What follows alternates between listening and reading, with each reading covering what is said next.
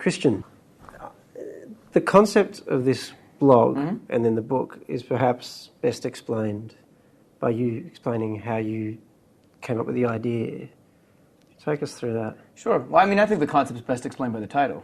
Right, okay. Yeah, Stuff white people like pretty much explains the majority of what I'm going after It's not a metaphorical title. No, I'm literally talking about the stuff that white people like. So the way it all started, it was completely a joke. I never expected this to be anywhere near as popular as it is now. So January 18th, I mean, I've got the date memorized, obviously, because it's a pretty important date in my life. Yeah. January 18th, 2008, my friend Miles and I are just talking over Instant Messenger, and we went to high school together in Toronto. I was living in Los Angeles, working as a copywriter, and Miles was living in Vancouver, working for Electronic Arts, the video game company.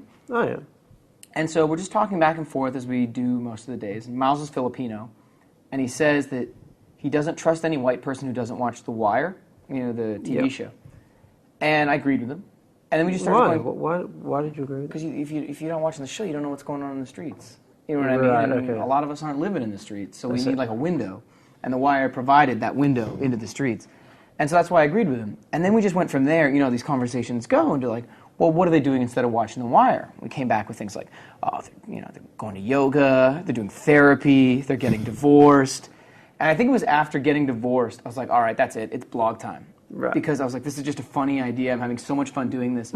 Let's just start writing and just try and make each other laugh. And that's it. Try to make Miles laugh and a few of my other friends laugh. And just started writing. And I guess all of the sort of self-loathing and outward loathing to other white people just came out. And I just couldn't stop. And it just grew really, I just wrote really, really, really quickly. And then I guess the concept and the writing just really caught on. And it just caught fire in, a couple months. So was this an autobiographical blog? Dude, look at me, right? Like this is video. You can see me. Obviously, this is not a biographical. I think I got sweaters on the list, glasses, beards. Yeah, it's definitely. Glasses. I mean, you might not like glasses. Yeah, I do. You do? Look, man, it's not just glasses, right? Like the whole thing isn't really about just the stuff. It's about what goes around the stuff, right? Right. So don't you dare ask me where I got these glasses, because the last thing I want is you to get a pair. And anyone else in this room to get a pair. Yeah. Because this is like my face trademark. They did that on Seinfeld, didn't they? Did they? Yeah, the glasses thing. Wasn't there a thing where it was one of Elaine's ex-boyfriends who was a writer? You're a writer now. Maybe it's a writer. Barely, yeah. Well, you've written something. I have written something. Yeah, and he was very protective about... Where he got them? Yeah. Yeah, well, makes sense. Is this a principle that goes beyond glasses? Oh, of course. I mean, fortunately with vintage stuff, you don't really have to worry about it, right? Because there's very limited amounts. So it's like, good luck going back to the same thrift shop and finding the same shirt. Of course, yeah. No way. And then you celebrate it, I assume. Yeah, of course. Yeah. I mean, it's rather pointless to wear something unless someone's going to ask you about where you got it. Oh, is that right? Yeah, it really is. Where'd you get that shirt, by the way? I don't know. I really wouldn't know. Am I meant to know that sort of thing? Yeah, you got some work to do, buddy. Yeah, I'm not very white. Not yet. Or am I? Well, I've got a book for you. I've got a fantastic book for you that can help you with this problem. I look forward to reading it. What exactly does white mean, though, in this context? So white, I mean, white it's talking about class more so than it's talking about race. I mean, absolutely. Right. And so where it came from was I grew up in Toronto, really multicultural city, and at my high school, about half the students were ESL, English as a second language students. And then the other was a mix of sort of second, third generation immigrants and then, white people. Yeah. And what happened was that I found that anyone who liked the stuff that was on this list, regardless of what race you were accused of acting white. Right? And so these activities, in spite of the fact that it's from a class of people who are not trying to keep out minorities, who desperately want to befriend minorities to prove they're not racist and sort of believe that this post-racial world is finally here. Well, minorities are things that white people like. Yeah, as friends, yeah. Yes. You show them off. It's perfect. It's like collecting G.I. Joe figures, right? Yes. Yeah. But it's not this dominant class that wants to push them out. It desperately wants to bring them in, but at the same time, as much as they want to believe they're post-racial, all the stuff that they like is white. People see it as white. And so, I mean, I make the joke that, until a non-white person wins a Winter X Games medal, like we've still got a fundamental issue that this class, upper middle class, left wing, is so thoroughly dominated by white people that anyone who's not white who joins that class will be accused of acting white by members of their own ethnic background. So one of my stories is that I have a post in the book on shorts, about how white people wear shorts way too early in the season in hopes they can bring spring about. I've noticed that. Yeah. I need someone to explain this to me. Yeah, Don't worry, I've done it. I wrote a book. It's fantastic. Explain the whole thing. Okay, sure. But I got the inspiration for that post from a Chinese guy from my high school named Long, who loves shorts and hacky sack and camping and music festivals. And he got called a banana every single day. Yellow on the outside. White on the inside. Yeah, absolutely. But it's possible that Chinese people like shorts. But it's very possible for anyone. You don't have to be white to like these things, right? It's the way you like these things, right? Okay. It's not possible for a Chinese person to see, oh, it's 1 degree above freezing. This is shorts weather. No, they don't roll that way. It's okay. Chinese people value warmth very highly, as they should. White people, not so much. Okay. Is it a combination of things as well? That if you like, it's okay to like shorts. Yeah. But it's when you like shorts and you like, I don't know, rap music and so on. Well, I mean, it's part of it. I guess, is white a cumulative process? You know, you can do certain things that will make people accuse you of being white. You know what I mean? Like, you can be, let's say, ultra-Chinese, whatever that means, in every other capacity. But, you know, if you're really into shorts, for example, or ultimate frisbee, right? Those will be your white time activities. Okay, I see. So you'll have white time. Yeah, well, if you want. It's intriguing, though, that you choose to express this class issue through the prism of race.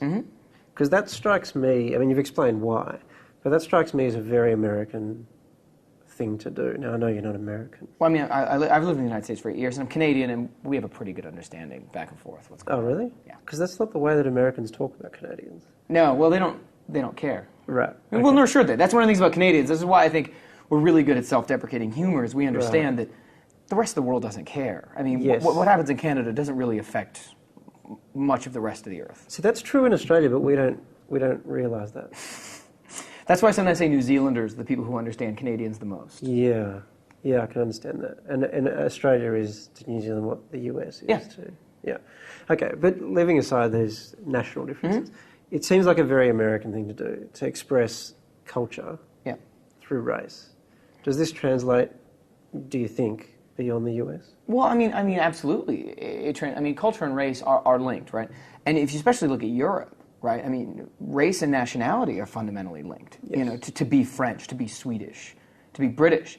I mean, that's tied into thousands of years of racial development. You know, I mean, and that country. Whereas Canada and the U.S., at least theoretically, right, is meant to be that. Honestly, if you really are Canadian or American, you should be native. You know what I mean? But we kind of forget about that. We have the same problem. Yeah, we sort of gloss that over. We're like, well, yeah, kind of. Yeah. And then theoretically is that anyone can come here and become Canadian American. But I mean, it's the race issue is still front and center. I mean, you look at prison populations, you look at wealth distribution. It's still fundamentally important to understand that the class and race, and especially the upper sides of class and race, are white. Period. In both countries. It's just that in Australia, I mean, we have a similar sort of phenomenon, I guess. But if you came up with a book called Stuff White People Like Here, I think people would immediately see that. I think they'd be offended by it. Good. Yes, which I would probably delight. I mean, Americans have been offended by this as well. Like, really? Oh, absolutely. Because it just seems to me it's more part of the vocabulary of America to talk in those sort of racial terms. They're kind of more upfront about the racial dimension of this. It's hard to say in America. I mean, it is different. So, I mean, class is another thing in America you don't even begin to talk about. Right, because you're a Marxist if you do. Yeah, well, partly, yes. But also because, I mean, America, in breaking from the UK is the idea that there is no class in America. That, the Horatio Alger story, that anybody can come from nothing and become president, or can become super wealthy, or can join these upper classes. And so anything that sort of challenges that myth is not something you want to talk about. Right. You don't want to imply generational poverty. You don't want to imply that the effects of slavery are still being felt today, which they are when you look at poverty numbers. The state of Mississippi, for example, this still matters today. And so while there's some willingness to discuss race, I don't know if there really is as much as you think there would be, but people definitely do get offended by this. And I think some ways they get offended by it, it's in different ways than you'd expect.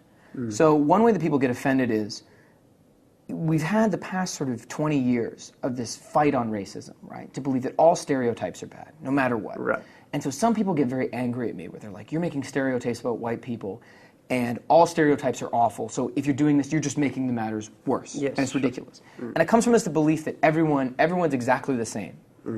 And I think that's misguided, right? I think that everyone deserves to be treated the same, absolutely. But to say everyone's identical is a huge mistake. To fail to recognize cultural differences or differences between people leads to, I think, even worse racism and even less understanding. And so I think what I tried with this blog, and there's a lot of spin-off blogs, so stuff Asians like, stuff black people like, et cetera, et cetera. I think it's okay to recognize the differences, but I don't think it's okay to make value judgments on the differences. Who do you think gets most excited about your blog? In a positive way or a negative way? In a positive way. White people.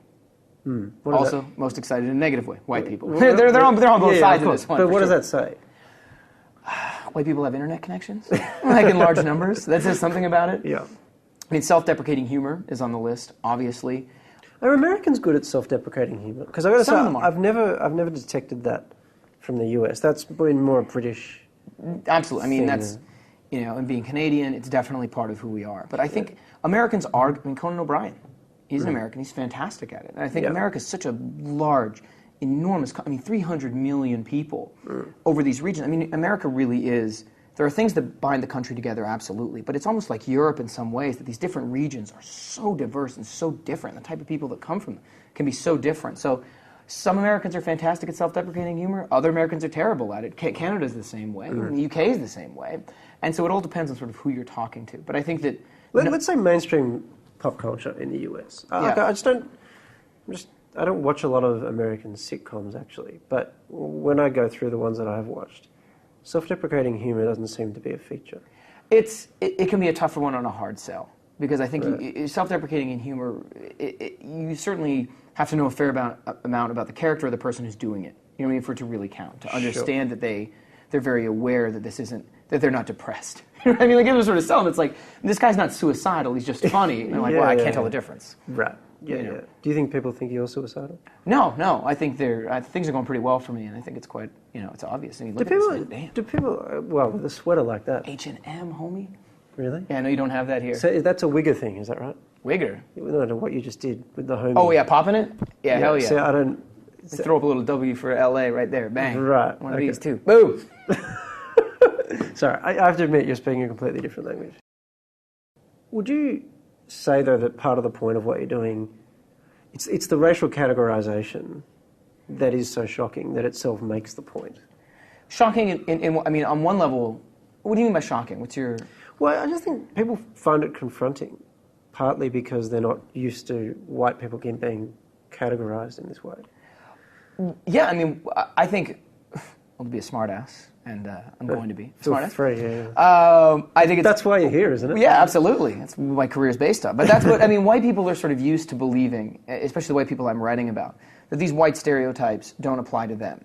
You know what I mean? Like, hey, I'm not the white guy mowing the lawn, and playing golf and sort of doing all this lame Walt Cleaver 1950s stuff, right? I'm the white guy with the Che shirt, front line of the WTO protest, right? Like, I'm above race. And then all of a sudden, I write this blog and then this book that actually describes these people who are so desperate to believe they're unique. There's a shock to it. To believe that you're above a stereotype. And then to realize when you read it, you're like, oh my God, I'm as much of a stereotype as anybody else out there. And I think that was part of the shock for a lot of people, was the title implies that it's going to be the same sort of old racial jokes rehashed over and over and over again. But the reality of it is that, again, self-deprecation, I'm making fun of myself, was the accuracy of most of it. So, are you still making fun of yourself? Yeah, absolutely. I think that Is this just a catalogue of things you like? Pretty much, yeah. And people ask me where my inspiration is, and it's the mirror and farmers markets. It's two things. You mentioned farmers markets a lot. Oh, yeah, it's big. Okay, explain this to me. Explain the farmers market thing to me. The concept of a farmers market? Well, I sort of get the farmers market, but why is it such a huge cultural reference point? So, white people, man, weekends are very important to white people. Yep. Really important. You don't waste a weekend doing nothing. You got to do something. And they're very structured. Oh, yeah. They're busy. White people are probably technically busier on weekends than they are during weekdays. Yes. Even employed ones. Seriously. Yes. So on a weekend, yes, farmers markets are this essential gathering place where you can purchase the organic vegetables and fruits that you need for the week. But in typical white fashion, it's not only fruits you can buy. You can buy flowers, you can buy hacky sacks, incense, various herbs, and things like that. And so, can you do it at the same store, though? Well, it's one market. It's an open-air market. It's only once a week. It's not in the store. No, but at the same stall. No. You have to go to different stalls. That's the difference between white and non-white, I think. You want to do it all in one stall? Well, yeah. Like, I think about, like if I go into a halal butcher. Yep. you can buy meat Yep. there if you're lucky. You can see the meat, but there's rice, there's jelly, there's books, One-stop shop. there's shoes. We don't. That's not why people like Yeah, it. so why people don't? No. Why is that sort of? Does it disrupt the structure? It's because white people like to. I mean, white people like the olden days, right? Right. Because history's turned out really well for white people, right? Yeah. So, like, travel through time, things have been pretty good throughout all of time. And so, white people like to think about the olden days where you have special merchants for everything, right? So, and it also leads to more ridiculous selection that you don't need. So, in an ideal world, there would be a street where we go butcher first, rice shop second. We should have rice from everywhere. You know what I mean? Like all types of rice. And then you're the rice guy. Yeah. And no one knows more about rice. And so you can have a rice guy. So you can talk to people when you eat a rice that you don't like and say, where'd you get this? Like, look, you need to talk to my rice guy. Right, okay. Right? This would be a dream world. But yeah, white people prefer to have specialists for everything they do. It's like with medicine. Yeah, and that's why we make up lots of bogus names. Yeah, of course. Jobs and things. Yeah, well, look, we need specialists. White people need a purpose. Okay. You know, we're a little bored. And so the idea that we can have all these separate shops, that's what's great about the farmer's market, is you can have a specialist in each fruit, or, you know, multiple specialists. It's fantastic. It's a congregation of specialists. And you can bring your dog. Okay. That's the other thing. Okay, the dog's the other thing I don't get. So my background's Egyptian. Okay. We don't do dogs. Okay. But how do you see them? Do you see them as service animals? Do you see them as just pets? I see them as pets. Wrong. They're children. Okay, yeah. See them as children, or you will offend every white person you know. White people need to believe. So white people, what they do is they will... That's why the knitting sweaters and that sort of thing. Of course. White people project all of their own ideas and beliefs and pleasures onto dogs. Right, okay. So the idea of a you know, you go to work, you leave your dog at home. The truth of the matter is the dog's going to sleep all day. It's not going to go crazy. But white people think, oh my God, if I was at home all day with nothing to do, I'd get really bored. I wish I had someone to play with. So white people have to get 2 dogs. But do white people like their kids? So No. They like the dogs much more than the children. Yeah. Because the children are eventually going to hate them. All white people. But dogs are loyal. Dogs are loyal and will not go through a teenage phase. And they don't like cats because cats are not loyal. They're okay with cats. I mean, cats are fine, but it's not the same way as dogs. You don't treat a cat like a child. You treat a dog like a child. And dogs never go through the teenage years, right? Like the dog doesn't get into the cure and then start hating you, right? Right. Children will do this. Okay. So every white person will hate their parents between the ages of 13 and 18 and then possibly reconnect between 20 and 45, depending on how much therapy, right? I see. You see how many industries white people spawn? Like, there are a lot. It's a complex world. And of course, the therapy means you need the specialists. Of course, again, you want special family therapists. Because, I mean, your parents might have done something awful to you, like give you a curfew or prevent you from drinking with your friends, and that's going to stick with you forever. Like, forever. Of course. Dogs, not this problem. Dogs are going to remain loyal as long as you keep feeding them.